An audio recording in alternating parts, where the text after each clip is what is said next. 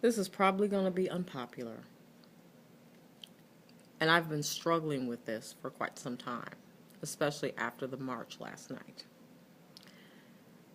With Baltimore in chaos, with righteous anger public, organizers here in Chicago put together a solidarity march that went from 35th in Michigan all the way up to 63rd in Cottage Grove. Before the march, there were rallies, beautiful poetry, and testimonies from people who have suffered at the hands of an oppressive system. And then we marched.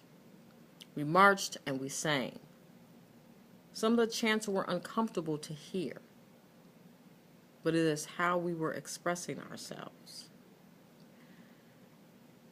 When I got home after the march last night, I just happened to flip through social media. And there I saw comments of people who will never step foot in any of these neighborhoods that are affected. You ask why the protesters were expressing their righteous anger.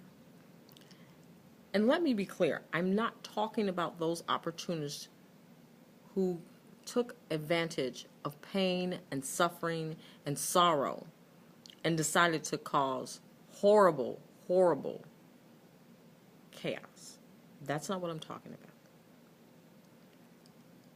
What I'm talking about is the fact that for decades, these neighborhoods that are all over, from Baltimore to Detroit to DC to Chicago to LA, there are neighborhoods where black and brown bodies existed.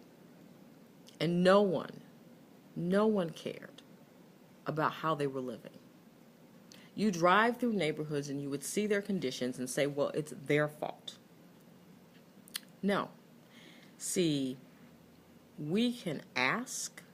We can go to the table and ask. That doesn't mean we're going to receive. It's going to be swept under the rug. Why?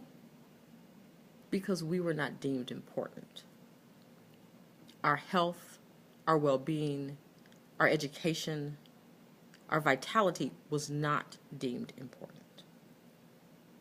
And so, black and brown bodies have had to exist in ghettos for decades. So before you make a statement and say that the protesters were wrong, do me a favor. Take a moment and ask a person of color why there was so much righteous anger and why it had to be public. Sit down at a table, shut up, and do some active listening. Understand before you assume.